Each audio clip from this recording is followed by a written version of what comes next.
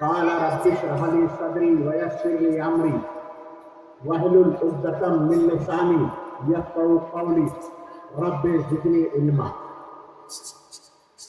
آج کے اس الوداعیہ تقریب کے صدر محترم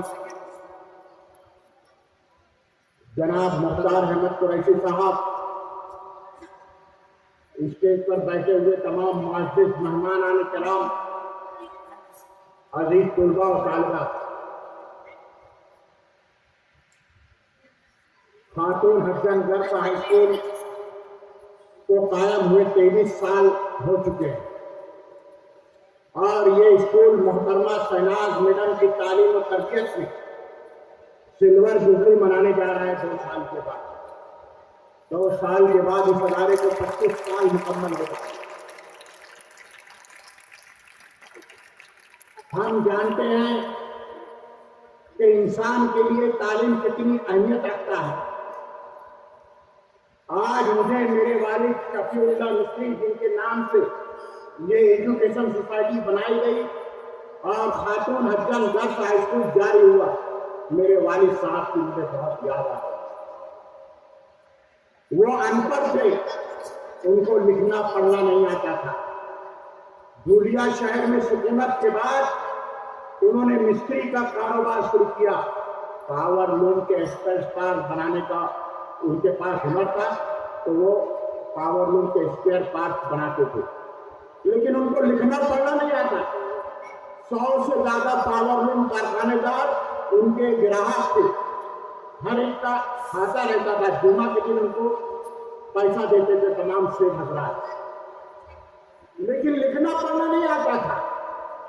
تو دن بھر وہ ہمارے انتظار میں رہتے تھے کہ نہال ماں کب آئیے، اسلم کب آئیے، شکیل کب آئیے دکان پہ، تاکہ میں جن جن لوگوں کا کام کیا ہوں وہ لکھوا سکوں۔ میں جاتا تھا، مجھ سے کہتے تھے فلانے سے یہ مزدور یہ آیا، اس نے یہ بنایا، اتنا پیسہ دیا۔ اسلم ماسٹر جاتے تھے دوپہر میں، فلانے سیٹ کا یہ مزدور آیا، یہ بنایا، اس کا لکھ۔ نہال ماسٹر جاتے تھے، یہ بنایا، اس کا لکھ۔ یعنی تعلیم نہ ہونے کی وجہ سے آدمی کتنا مجبور رہتا ہے۔ تعلیم زندگی میں انسان کے لیے کتنی ضرورت کا کام ہے۔ ان تمام مسائل کو دیکھتے ہوئے ہمارے بڑے بھائی قیصر حسین ماسٹر نے یہ طے کیا کہ خاتون حسن گرس ہائی اسکول قائم کر کے ہم طالبات کے لیے تعلیم کا ایسا ماحول بنائے کہ کوئی انسان اس دنیا میں ان پڑھ نہ رہ سکے، مجبور نہ رہ سکے، کم سے کم اتنی تعلیم کو وہ حاصل کر سکے کہ اپنے کاروبار کو صحیح طور پر وہ انجام دے سکے۔ آج یہ تعلیمی کمپلیکس کو دیکھ کر میرے والد صاحب شفیع اللہ مصری کی روح خوش ہو گئی ہوگی، ان کو سکون حاصل ہوا ہوگا کہ قیصر حسین ماسٹر نے یہ ادارہ جاری کر کے قوم و ملت کی بچیوں کو تعلیم و تربیت دینے کا جو شاندار کام انجام دیا ہے، وہ واقعی قابل مبارک ہے۔ محترمہ شہناز میڈم صاحبہ، میں آپ کو مبارکباد دیتا ہوں کہ آپ نے گئے 23 سال تک مالیگاؤں کی طالبات کو تعلیم و تربیت کا جو انتظام کیا، اور آپ کے زیر نگرانی جو بچے اور بچیاں یہاں پڑھ کر نکلے ہیں، انہوں نے اپنے جو تاثرات پیش کیے وہ سن کر میری آنکھوں میں آنسو آئے۔ یاد رکھو، ایک مرد ہے تو اگر ٹیچر ہے تو اس کو ایک ہی کردار ادا کرنا پڑتا ہے، صرف معاشرے کا، لیکن ایک عورت اگر ٹیچر ہے تو ان کو 3 کردار ادا کرنا پڑتا ہے۔ ایک بیوی کا، شوہر کی بیوی کا، دوسرا ماں کا، اور تیسرا اسکول میں تعلیم و تربیت دینے کا۔ ہمارا معاشرہ کچھ اس طرح سے بنا ہے، کچھ اس طرح سے تیار ہوا ہے کہ تعلیم زیادہ نہ ہونے کی وجہ سے ساس کی کھٹی میٹھی باتیں سننا پڑتی ہیں۔ چاہے آپ ٹیچر بن جائے کوئی عورت، چاہے وہ ڈاکٹر بن جائے کوئی عورت، چاہے وہ پروفیسر بن جائے کوئی عورت، چاہے وہ IAS MPS میں کوئی آفیسر بن جائے، لیکن اس کو ساس کی کھٹی میٹھی باتیں سننا پڑتا ہے۔ ہر عورت کے دور سے یہ گزرتا ہے۔ اگر تعلیم رہے، تعلیم تربیت رہے یہ جو طالبات آج بیٹھی ہیں یہ اگر یہاں سے پڑھ کر نکلیں گی تو جب آپ ساتھ بنیں گے تو آپ کو تعلیم کی اہمیت رہے گی. ایک ٹیچر کس طرح کام انجام دیتا ہے, ایک آفیسر کس طرح کام انجام دیتا ہے, تو آپ اپنی بہنوں کو کھٹی میٹھی باتیں نہیں سنائیں گے کیونکہ آپ تعلیم یافتہ ہو. تو تعلیم کتنی ضرورت ہے. تو میں نے کہا کہ ایک عورت اگر ٹیچر بن گئی تو ان کو 3 کردار ادا کرنا پڑتے ہیں, ایک ماں کا, ایک بیوی کا, اور ایک بچوں کو تعلیم و تربیت دینے کا. اگر وہ ٹیچر ہے تو پھر بھی اس کو اپنے شوہر کے لیے صبح ناشتہ پکانا پڑتا ہے, دوپہر کے کھانے کا انتظام کرنا پڑتا ہے, شام کے کھانے کا انتظام کرنا پڑتا ہے, شوہر کی ہر طرح سے دیکھ بھال کرنا پڑتا ہے. اگر وہ پھر ماں بن گئی تو اپنے بچوں کو صبح اسکول میں بھیجنے کے لیے صبح 5 بجے سے اٹھ کر اس کے لیے ناشتہ تیار کرنا, ٹفن تیار کرنا, اس کا لباس پہنانا, اس کے جوتے پہنا کر اس کو اسکول روانہ کرنا, اور وہ جب بچہ اسکول روانہ ہو جائے پھر اس کے بعد شوہر کام پہ جائے گا, اس کا ناشتہ کرنا, اس کا سب کرنے کرانے کے بعد پھر جب 11 بجے کا, اگر وہ ٹیچر ہے تو 11 بجے اسکول میں جا کر ہمارے طلباء اور طالبات کو تعلیم و تربیت سے آراستہ کرنے کا اس کا کام ہے. میں کہنا چاہتا ہوں ان تینوں کردار کے درمیان محترمہ سائنہ بیگم ایک مثالی بیوی, ایک مثالی ماں اور ایک مثالی ماں اور ٹیچر ثابت ہوئے میرے دوستوں.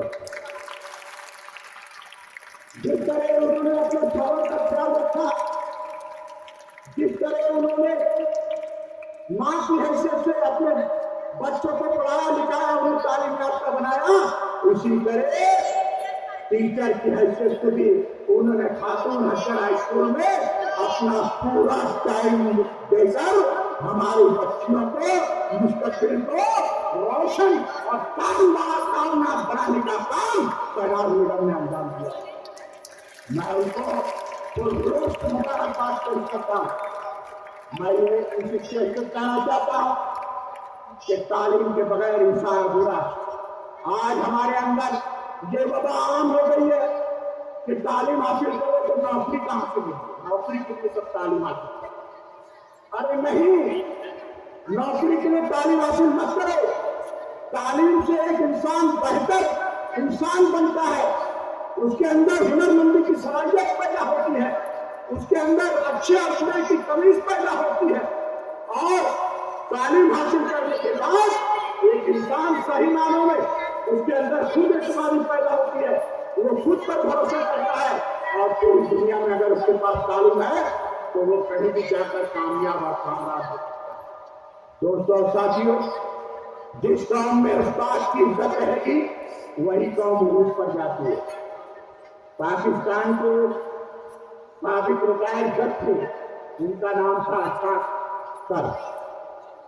وہ جب جاپان گئے, وہاں کے ایئرپورٹ پر اترے تو جب ان سے پوچھا گیا کہ آپ کہاں سے آئے ہیں, تو بولے میں پاکستان سے آیا ہوں. آپ کیا کام کرتے ہیں؟ تو بولے میں استاد ہوں, طلباء طالبات کو تعلیم و تربیت دینے کا کام کرتا ہوں.